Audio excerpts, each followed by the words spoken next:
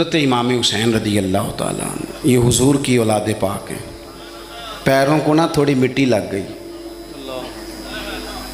عمر جوانی کی تھی، داڑھی مبارک ساری سیاہ تھی، کالی تھی. حضرت ابو ہریرہ ان سے سالوں بڑے تھے، امیر المومنین فی الحدیث. حضرت ابو ہریرہ نے دیکھا کہ امام حسین کے مقدس قدموں کو مٹی لگ گئی. کسی سے بھی کہا جا سکتا تھا ذرا امام صاحب کی توجہ کرانا، یہ ذرا مٹی اتار دینا، لیکن حضرت ابو ہریرہ جھٹ سے اٹھے، اپنی پگڑی کھولی، اس کا پلو لیا اور حضرت امام حسین کے پیروں سے مٹی صاف کرنی شروع کر دی.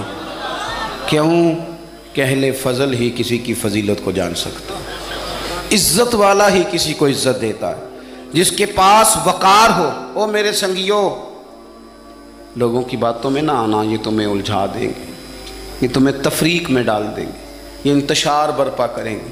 یہ وہ حسین جماعت ہے جو حضور کے سامنے بیٹھا کرتی تھی. ان سے پیار کرنا، ان سے محبت کرنا. آپ کبھی ترمذی کی ایک حدیث پڑھیں تو مر جانے کو جی کرتا ہے.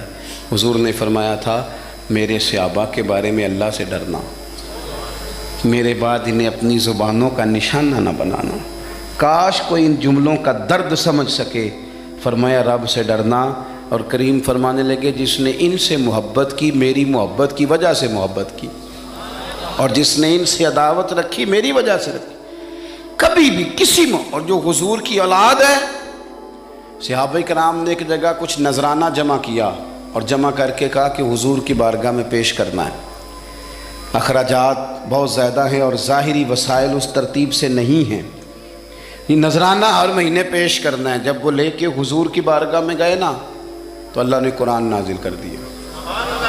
فرمایا محبوب ان سے کہہ دو لا اسألکم علیہ اجرا، میں تبلیغ دین پر تم سے کوئی اجر نہیں مانگتا. الا المودۃ فی القربى، بس میرے قریبیوں سے پیار کرتے رہنا، میرے قریبیوں سے محبت کرنا، پیار کرنا قریبیوں سے. یہ علی المرتضیٰ ہیں، یہ فاطمہ ہیں، یہ ان کا خاندان ہے، یہ ختیجہ ہیں، یہ عائشہ ہیں، یہ میمونہ ہیں، یہ حفصہ ہیں. ان سے پیار کرنا، میرے قریبیوں سے محبت کرنا. ہمارے دلوں میں حضور کی اولاد کا پیار ہونا چاہیے، طبیعتوں میں احترام ہونا چاہیے. ہمارا مزاج، ہمارا دل ان کے لیے دھڑکنا چاہیے. ہمارے لہجے، ہمارے انداز ہمیشہ ان کے حق میں نرم ہونے چاہیے. میں کہہ چکا ہوں سید کا صرف عقیدہ ٹھیک ہونا شرط ہے، باقی آپ تحقیق اور تفتیش میں نہ پڑیں، وہ جانے رب جانے. آپ کوشش فرمائیں ہماری اولادیں، ہم خود اور اہل فضل کا ادب کبھی نہ چھوڑیں. دوسری بات آپ سے یہ عرض کرنی ہے، اس کو اچھی طرح سمجھ لیں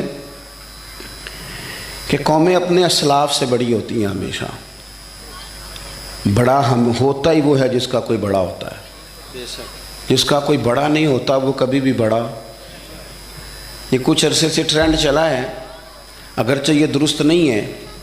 آپ کسی سنار کی دکان پہ جائیں تو اس نے اپنے پیچھے نا اپنے والد صاحب کی اور دادا کی فوٹو لگائی ہوتی ہے. حکیم کی دکان پہ چلے جائیں، کپڑے والی دکان پہ چلے جائیں تو اس نے پیچھے اپنے دادا کی، والد کی فوٹو لگائی ہوتی ہے. اگرچہ یہ درست نہیں، تصویریں نہیں لگانی چاہیے. تصویریں ان کے کیا، پیروں کی بھی نہیں لگانی چاہیے. جہاں تصویر ہوتی ہے وہاں نماز کیسے پڑھی جائے گی؟ فرشتہ رحمت کا نہیں آئے گا. یہ تو اب ایک ضرورت بن گئی. تو اب ضرورت کیا، اب تو خیر نفسیاتی مسئلہ بن گیا ہمارا. یہ نفسیاتی مسئلہ ہے. یعنی سلام بعد میں فوٹو پہلے، یعنی سیانے سیانے لوگ.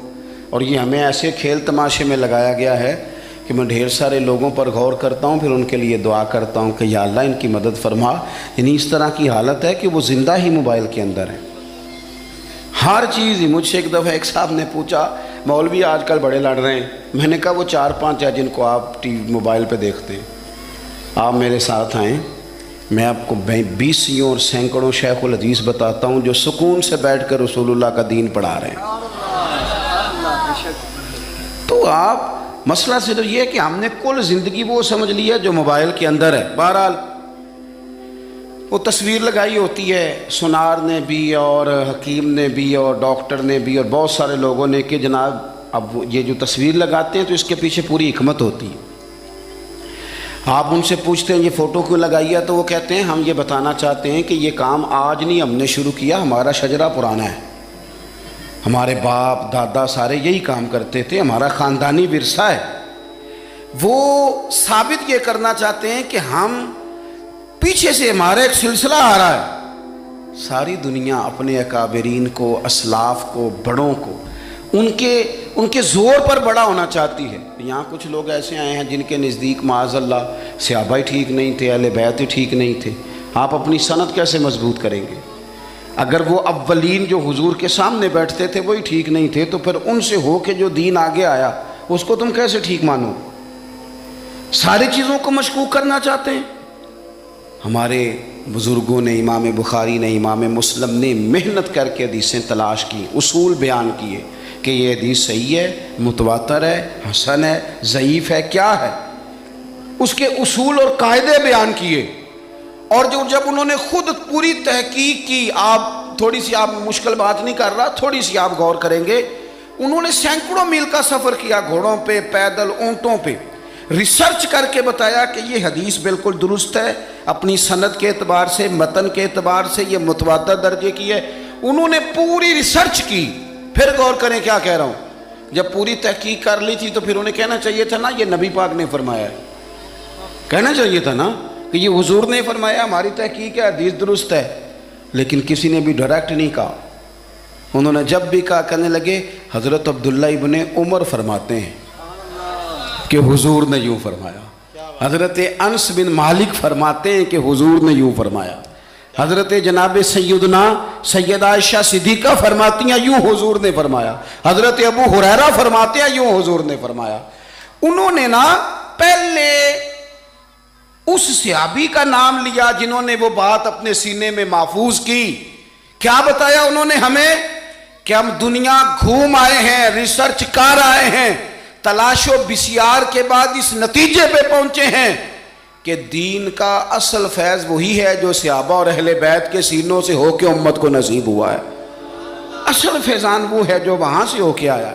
تو ایک بات تو یہ کہ اہل فضل کی عظمت، اور دوسری بات کہ اپنے اکابرین کے ساتھ جوڑ کے رہنا، اور تیسری بات حضرت سیدنا امام حسین، حضرت امام حسن رضی اللہ تعالی عنہما، ان دو شہزادوں سے نا نبی پاک صلی اللہ علیہ وسلم نے جو محبت فرمائی ہے نا وہ بھی بڑی قابل دید ہے. حضور نے جو ان سے پیار کیا ہے.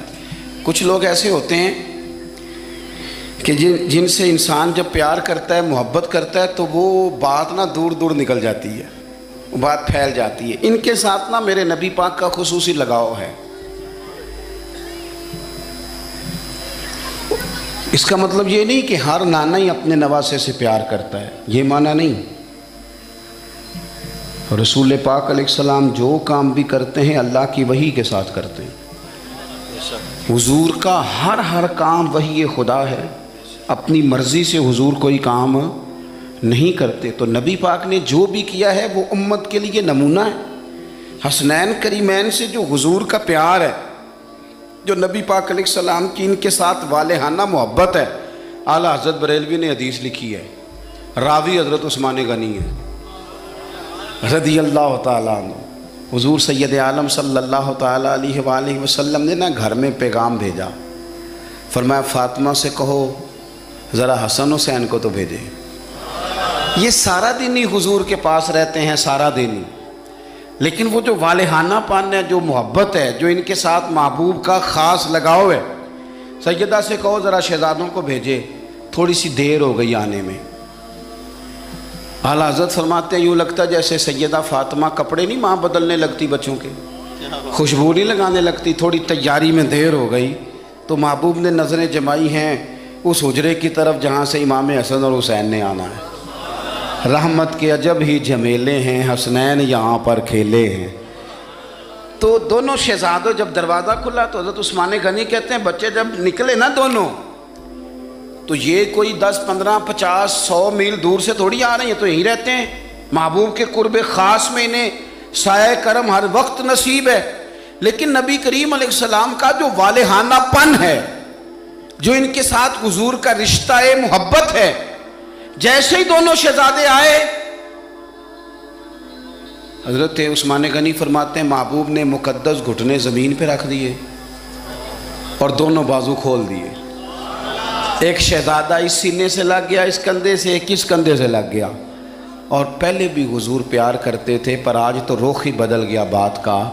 اللہ کے پیارے حبیب علیہ الصلوۃ والسلام فرمانے لگے، اے اللہ، یہ دونوں شہزادے کندھے سے لگے ہوئے، حضور فرمانے لگے، اے اللہ، میں ان دونوں سے محبت کرتا ہوں، تو بھی ان سے محبت فرما۔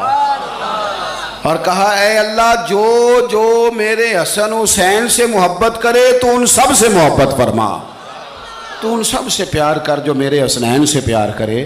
اللہ کے پیارے محبوب علیہ السلام کی محبت جب حضور کو، بھئی جس چیز کی طرف محبوب نے ایک دفعہ دیکھا ہے نا، وہ غار ثور میں حضور ایک دفعہ گئے ہیں، 3 دن قیام کیا، ایک دفعہ گئے، تو ہمارا تو کئی بار جانے کو دل کرتا ہے۔ جہاں حضور تھوڑی دیر قیام فرمائیں اس جگہ سے پیار ہو جاتا ہے، اور جن شہزادوں سے حضور اس والہانہ انداز میں پیار کریں، ان کی محبت، ان کا پیار ہمارے دلوں میں ہونا چاہیے، اور کچھ نہ ہمارے جذبات ہونے چاہیے، کچھ ہمارے جذبات میں والہانہ پن ہونا چاہیے ان شہزادوں کے لیے۔